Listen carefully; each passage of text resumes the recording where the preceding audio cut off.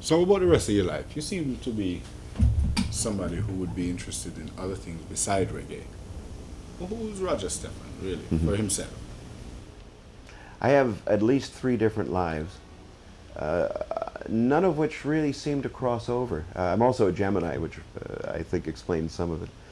I'm an actor by profession and have been professionally for 23 years.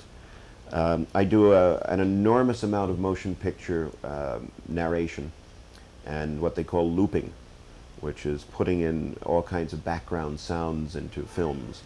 I do a lot of industrial films. I'm the voice of the Department of Water and Power of the City of Los Angeles. I'm the voice of Security Pacific Bank. I do Welcome to the Hilton hotels for each of the individual hotels around the world. Um, and I also am still involved to a certain extent in poetry. I've edited 4 anthologies of poetry, and I've done radio adaptations of the one-man show that I used to do. There's the musical life. Um, Music is a total obsession of mine. I can't play a thing. I can't sing worth a darn, as I proved last night. But I love music. And I love music that has something to say. I love vocal music. I've never really been a great fan of instrumentals. Maybe because I'm so attuned to voice, I really think something's missing if I don't hear a vocal on a record. Um, I was on Hooperman a couple of weeks ago, beating up a lawyer. Um, got 4 films in current release that I'm involved in, 2 of them dealing with Vietnam, where I spent 26 months in the Army. I'm a Vietnam veteran. Um, at the end of Vietnam, I went from being a Goldwater conservative to a rabid anti-war activist. I lectured for a year against the war all over the United States in 1970. Wrote a book about Vietnam and then left the country. I never wanted to come back. I was ashamed to be an American. And I lived in North Africa for a year in Marrakesh, and I found out I was an American. So I came home. I've basically been here ever since. So what about America? Mm. You must have some strong feelings about America. As a result of what you have said, and even the fact of your interest of other cultures. Um, Tied into reggae music, do you find that in fact reggae music have broadened your interest in the third world, or maybe you had it before? I think I always had an interest in third world music. The very first person I ever interviewed on the radio in 1961 was Olatunji. And I remember seeing him and Miriam Makeba almost 30 years ago now at the Village Gate. Remember when Tunji played with Herbie Mann? I used to listen to a guy called Symphony Sid, who was on WADO radio, 1280 on your dial. When I was a kid, I used to hide the radio under the covers after midnight when I was in grade school so I could hear this stuff. And I was fascinated by Mongo Santa Maria and by Olatunji and the different sounds that Sid would play, and Alan Freed, of course. Um, I've always been interested in great music. I'm sure I was as crazy about Calypso in the 50s as anybody alive. I still have all those Belafonte albums. So I guess my interest in Jamaica really dates back to the 50s.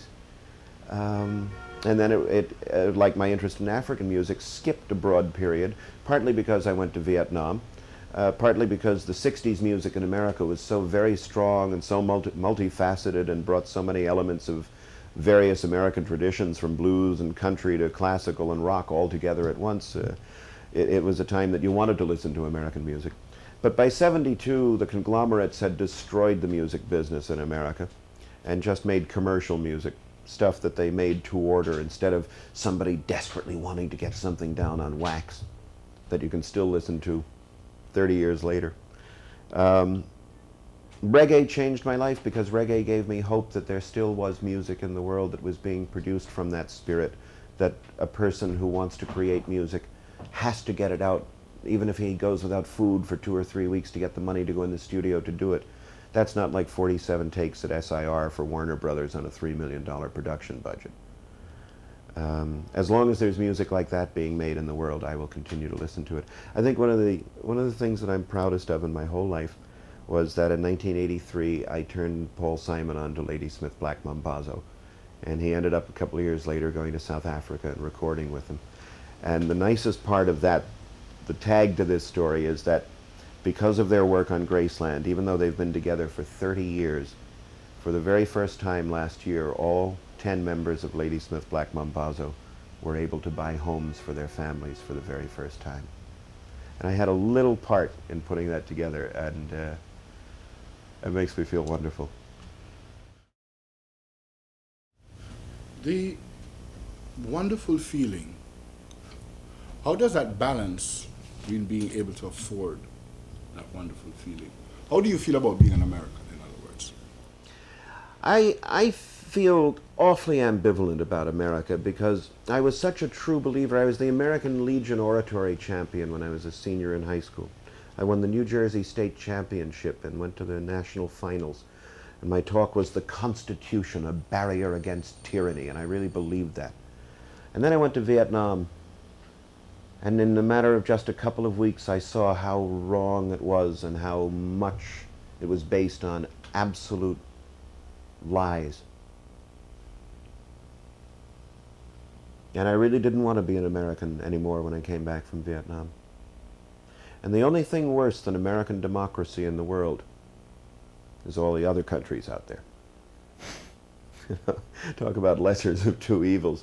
It's bad here, but I've been around the world 3 times in my life, and it's much worse almost everywhere else. And after all, this is the country I was born into. I owe something to this country. Every one of us, I think, has to make the world just a little better than when we came into it. No matter how small that little yard of yours is, mentally or physically, it's up to us to leave that yard a little better than we found it. And if everybody did that, things would be a lot cooler. I'm an American. My livelihood, because so much of what I do depends on speaking the English language, has to be made in an English-speaking country. Canada's too cold, England is too insane, Australia's too fascist and racist, so where do I go? So I'm back in America. The system that controls America is totally rotten and totally corrupt and totally stacked against anybody from the underclass breaking through. You want to make a living, you have to get a job. You want to get a good job, you have to have education. You want to get education, you have to have money. You have to have money, you have to get a job. And so it cycles. So we have 3 or 4 generations now of welfare families who would really like to get off it and work. And they can't because the system's stacked against them. And that stinks. Something's got to give. I have a suspicion that our generation, this population bulge of ours, is going to be a mighty effective senior citizenry in about 25 years from now. And things are going to have to change, and the spoils are going to have to be divided a little more. I had a friend I used to perform in my poetry show named Bob Watt, who is a Zen lunatic exterminator in Milwaukee, who runs Ridapest Exterminators.